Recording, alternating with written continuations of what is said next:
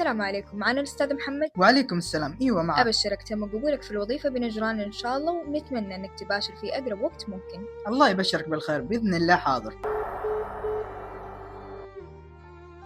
يوم 7 من شهر شعبان في عام 1427 وبالميلادي 2006، وفي هذا اليوم جاتني رسالة قبول لأحد الشركات، وأنا مجرد راوي وراح أروي لك هذه القصة الواقعية اللي حدثت لواحد من أبناء صبية في مدينة جيزان.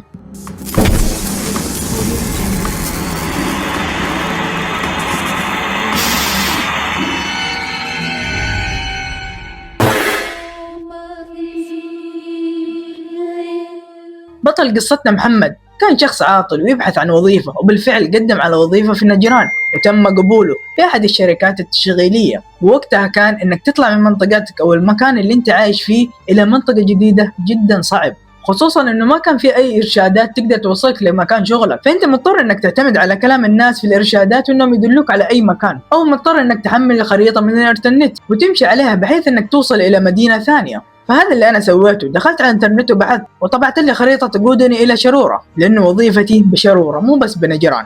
نجران هي المدينة أو المنطقة الإدارية، أما شرورة فهي منطقة العمل، وهي تبعد عن نجران ببضعة مسافات. وطبعا شرورة على أيامها معروفة بخطها المرعب والكلام اللي انذكر عنها الكثير والقصص اللي طلع عن هذا الخط والطريق، وطبعا خطها يقال عنه كلام كثير عن الجن والعفاريت وغيره. والله يستر من اللي بيحصل معانا في هذه الرحلة. وطبعا كان وقتها معاي سيارة كرسيدة، واللي معاه سيارة كرسيدة في هذا الوقت تعتبر أفضل سيارة في العالم كوظيفة وكأداء وكجودة وكتبريد. طبعا ودعت الأهل وعبيت سيارتي فل، وما معي إلا جوالي الباندا اللي فيه يا رجل كلها أغاني عبد الحليم حافظ، يعني يا رجل ما فيه إلا عبد الحليم حافظ وتمسك الخط هذا. توكلت على الله وبدأت أمشي في هذا الخط الطويل اللي الله أعلم وش من مصيبة بتقابلني في هذا الطريق، وش البلاوي اللي بتصير لي فيه. شغلت الراديو على عبد الحليم حافظ واللي كان يخويني طول الطريق. وطبعا كان عندي مشكلة في السيارة وهي ارتفاع الحرارة، لأنها ما متعودة بأن أمشي مسافات طويلة جدا فيها، ولكن الحمد لله وصلتني بكل خير إلى نجران. طبعا هنا جنبت السيارة على جنب ونزلت أتعشى، وبعدها دخلت لي على إحدى المقاهي وأخذت لي راس، وبعد ما خلصت وفللت السيارة بنزين طبعا خرجت، وكانت هنا الساعة 2 في الليل. وطبعا هنا بدأت رحلتي الثانية واللي تعتبر بالنسبة لي الرحلة الأخطر، طريق شرورة اللي فيه قصص كثير وياما سمعت عنه كلام مليان عن الجن، بس تعودت من إبليس وقلت يلا يا رجال عبد الحليم حافظ معي موجود، والله الحافظ فوق موجود معي، وبإذن الله نوصل على خير. وأنا قاعد يصير في هذا الليل في وقت الظلام اللي ما تقدر تشوف فيه حتى يدك، إلا فجأة ألمح واحد على هذا الطريق قاعد يأشر لي. طبعا أنا تأسفت عليه بصراحة وقلت هذا وش جابه في هذا المكان قاعد يأشر، وما أعرف من هذا اللي أصلا بيوقف له في هذا المكان المظلم والمخيف. فقلت خليني ألبق على جنب، وقلت خليني أخذه معي. السلام عليكم. هلا وعليكم السلام. وش اللي مخليك هنا في هذا الليل؟ والله كنت ماسك حلال الوالد، توني خلصت الشغل وابغى احد يوصلني قدام، يعني في المحطة اللي قدامنا. طيب تعال اركب انا اوصلك. الله يجزاه خير وما قصرت. الرجال هذا ركب معايا وانا ماني عارف وش جابه في هذا الوقت، وش اللي خلاه اصلا يجي في هذه المنطقة، منطقة مهجورة ومعزولة بل انها في وسط الصحراء. الولد هذا كان في عمر 20 سنة، ومستغرب انه في واحد يترك ولده في هذا العمر وفي هذا المكان عشان يرعى الحلال. والله الموضوع غريب. على العموم أنا قلت له وش تبى أنا أشغل لك على الراديو، وش تبى تسمع؟ قال لي يا رجل شغل اللي تبي وأنا معاك، وفي الأخير هي السيارة سيارتك. قلت له أجل عبد الحليم حافظ. والله بدأنا نمشي في الطريق إلا فجأة ويشير لي على منطقة مهجورة، محطة مهجورة مقفلة ما فيها أي واحد، من الواضح بأنها مقفلة لها سنين طويلة. قال لي وقفني هنا. ناظرت عليه تبغاني أوقفك هنا وش معك؟ وقف هنا المحطة. خلاص مشكور، وعلمني كم حسابك. لا يا الغالي ما احتاج لي حساب ولا شيء، أنا شفتك في الطريق وقلت إني أشيلك بما إنك في نفس خطي، ما بغيت شيء. الله يستر عليك. أجل الله يحفظك وكمل طريقك وما قصرت. نزل من السيارة وقفل الباب، وأنا ما زلت مستغرب هذا وش قاعد يسوي في هذه المحطة. يعني في البداية لقيته في منطقة معزولة وشلته معايا، قلت إني أشفق عليه وخاف يصير له شيء بسبب إنه عمره في العشرينات، وبعدها أشيله المنطقة مهجورة. لا الوضع مشكوك فيه. أنا فيني فضول ويا ليته ما جاني. في هذه اللحظة قررت إني ألبق السيارة على جنب وأروح منها وأنزل وأدور على الولد وين راح. أبغى أعرف وين راح هذا الولد، ولكن الصدمة ما حصلت الولد، حرفيا اختفى وكأن الأرض انشقت وبلعته. قمت هنا أدور ولفيت ورا السيارة يمين ويسار ما فيه. قلت خليني أروح أقرب من المحطة، وكان فيها مبنى قديم. أول ما دخلت هذا البيت ورحت هذه المحطة دخلت أدور، الولد برضو ما هو فيه، الولد ما هو موجود. ياهو أنا هنا بدأت أخاف، بدأ الخوف يخش فيني، بدأت أحس إنه هذا الرجل أو الولد هذا اللي شلته معايا ما هو بإنسان، هذا شكله من الجن، أعوذ بالله من الشيطان الرجيم. وطبعا هنا بدأت أخاف وأقرأ أذكاري وأقول أعوذ بكلمات الله التامات من كل عين لامات ومن كل شيطان وهمات.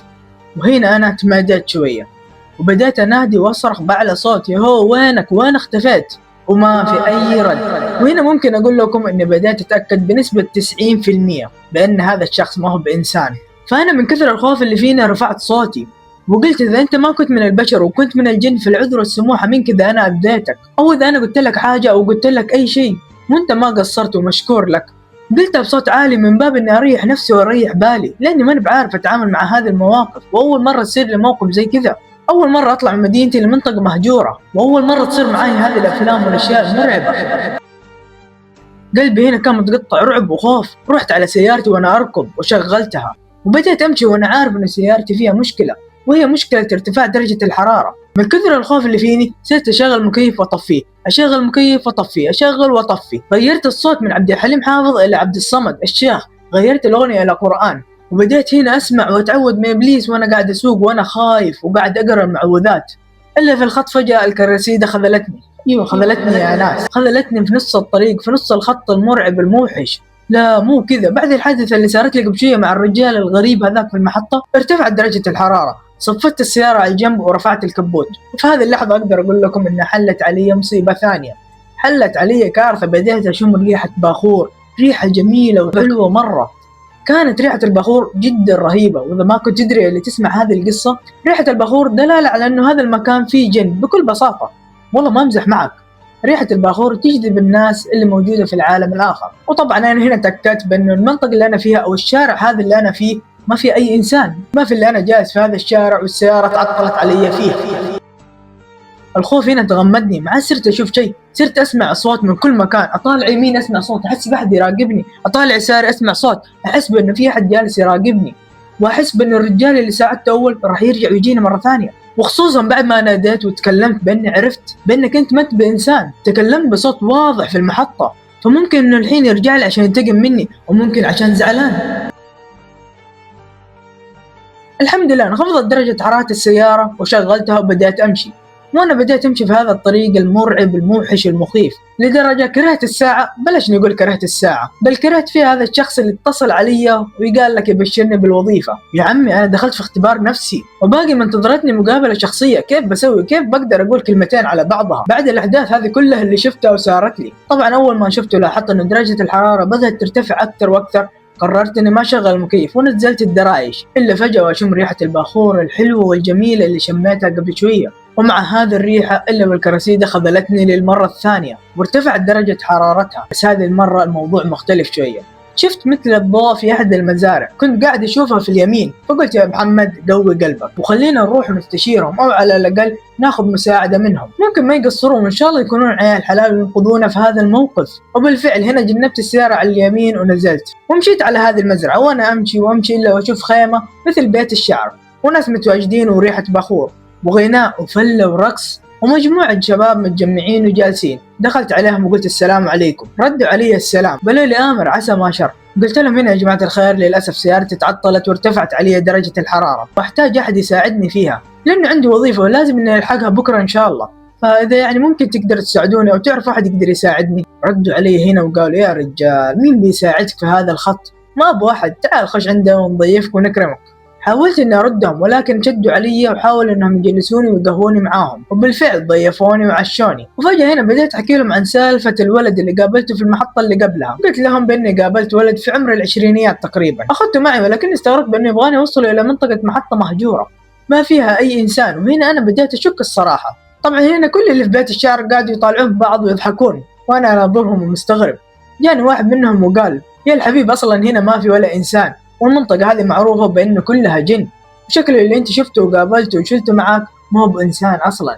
وأنا هنا بديت أسولف معاهم وتسامر معاهم، قلت لهم إيه شكلكم والله صادقين. على العموم قالوا لي ليش الهم واستريح اليوم وروح نام وما عليك إن شاء الله أمورك طيبة. والله واخذني النعاس ونمت عندهم.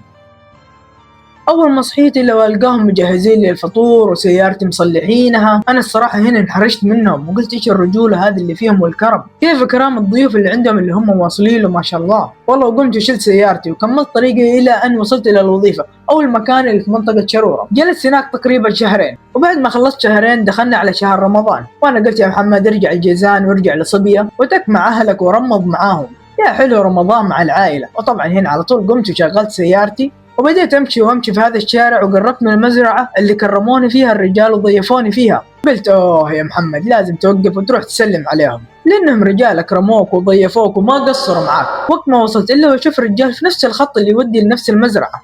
والله ونزلت وبدأت امشي في هذا الشارع، وانا امشي واطالع ما حصلت بيت الشعر وما لقيت حتى المزرعة. قلت وش السالفة وين راح الناس دي؟ ما ندري. رحت عند هذا الرجال وكان عامل واضح عليه انه يرعى في هذه المنطقة. سلمت عليه قلت له يا محمد بسألك يا اخي، هنا كان في بيت شعر وكان في شباب يتكون هنا، بصراحة ودي اسلم عليهم وما لقيتهم. ايش بيت شعر وشباب كانوا هنا؟ يا حبيبي انا قاعد ارعى الغنم في هذه المنطقة، لا في بيت شعر ولا شباب، وصاحب الحلال ما عنده عيال اصلا. يعني انت ما ادري عن مين قاعد تتكلم، بالله لا تشغلني انا بمشي عندي شغلة. أعوذ بالله من الشيطان الرجيم. كيف يعني الشباب اللي ضيفوني واكرموني وقالوا لي بأن هذا الخط مليان جن ما كانوا أصلا أوادم؟ لا حول ولا قوة إلا بالله. الخوف رجعني من جديد، رجعت على طول على سيارتي وشغلتها وأنا قاعد أنتفض من الخوف. طبعا العامل هذا راح يكمل رعي ويرعى الغنم في هذه المنطقة، هو مشى وأنا مشيت في خطي على بال بأني أوصل نجران ومن نجران أرجع على ديرتي. وطبعا وقت ما كنت أمشي وقلبي كله خوف مليان رعب ومشغل قرآن في الخط، اللي فجأة وتطلع لي سيارة من نوع كوريلا. السيارة هذه قاعدة تحاول تصدمني، ماني عارف كانت تحاول أو كأنها تبغى تصدمني، ماني عارف إيش قاعد يسوي هذا الرجال، وأنا أصلا متنرفز وخايف في نفس الوقت منه. إلين ما قرب من نفس المسار اللي أنا فيه وقرب من سيارتي، وهنا فتحت الدراج عشان أطالع مين هذا، أبغى أشوفه. وهنا كانت الصدمة فعلا، هنا كانت الطامة الكبيرة. الرجال هذا هو نفس العامل اللي قبل شوية كلمته واللي كان يرعى الغنم. كيف أمداه أصلا يلحقني بهذه السرعة؟ وكيف أصلا سار في نفس المسار اللي أنا قاعد أمشي فيه بهذه السرعة كلها؟ الرجال هذا هو نفس العامل اللي قبل شوية كلمته اللي كان يرعى الغنم. كيف أمداه يلحقني؟ وكيف صار في نفس المسار اللي أنا فيه؟ وش اللي قاعد يصير معايا في هذا الخط؟ وش قاعد يصير لي؟ هنا أنا بدأت أفكر واستوعبت إنه أنا الإنسان الوحيد الموجود في هذا الخط كامل، ما في أي بشر، لا العامل اللي قبل شوية قابلته ولا الشباب اللي ضيفوني ولا حتى الولد اللي في العشرينيات اللي في البدايات وصلته للمحطة. هنا طبعا أنا ما قدرت أتحمل وقررت إني أفسخ العقد مع هذه الشركة، أبغى أنفصل منها، مستحيل أستمر في هذه الشركة بعد كذا. وأنا قاعد أمشي طول الطريق وأنا أصيح وأبكي من الخوف اللي فيها، جالس أسأل نفسي أنا وش اللي طلعني من الديرة، وش جابني هنا، وش اللي جابني في هذا المكان. وصلت نجران الحمد لله، ورحت على طول على المقهى اللي جلست فيه له أول مرة لما جيت على نجران، وعلى طول هنا رحت عند صاحبها وبدأت أحكي له كل القصص والمواقف اللي صارت لي في الطريق وأنا جالس أصيح. الرجال هنا شافني أصيح قدامه وخاف وقال لي أهدى يا رجال أهدى. وهنا قال لي شيء صادم، قال لي يا محمد أهدى، تراك مو أنت أول واحد يتكلم عن هذا الطريق، مو أول واحد يتكلم عن هذا الخط، يا كثر قصص الجن اللي طلعت للناس في هذا الخط والقصص اللي صارت لهم، ودائما ما أكون أنا أول محطة أمامهم بعد الخروج، والأشياء اللي تصير لهم، ودائما ما أكون أنا محطة الالتقاء. فيجون يتكلمون معايا في هذا المقهى ويكلموني عن هذا الشارع وعن هذا الخط. فالحمد لله يا محمد إنه أمورك زين وعدت على خير، والحمد لله ما صار لك شيء. وبعد ما شافني هنا منهار وخلاص تعبان قال لي يا محمد أهدى وارتاح اليوم استريح عندي، وبكرة الصباح توكل على الله وارجع على ديرتك. ما قصر ضيفني عنده، واليوم الثاني صحيت وتوجهت على المنطقة، وأنا في الطريق شايل هم وأفكر لا يكون حتى صاحب المقهى مو بشر حتى، لأنه رحلتي هذه صرت فيها ماني قادر أوثق بقراراتي ولا في نفسي ولا حتى من الأشخاص اللي قاعد أقابلهم حولي. عموما يا أخوان إلى هنا وصلنا إلى نهاية قصتنا لهذا اليوم، أتمنى أنها نالت على إعجابكم. لا تنسوا تدعموني بزر اللايك وتشتركون في القناة وتفعلون زر التنبيهات، تنشروا المقطع لكل أخوياك، أتمنى أنها نالت على إعجابكم. لا تنسون كل جمعة الساعة 4 العصر مقطع جديد. نشوفكم على خير، فمان الله، مع السلامة يا أخوان. لا في بيت شعر ولا شباب، وصاحب الحباب لا في بيت شعر ولا شباب، واللي كان يرغى قال لي وقفني هنا. ناظرت عليه قلت له ليه؟ غيرت الصوت من عبد الحليم حافظ إلى غيرت الصوت من عبد الحليم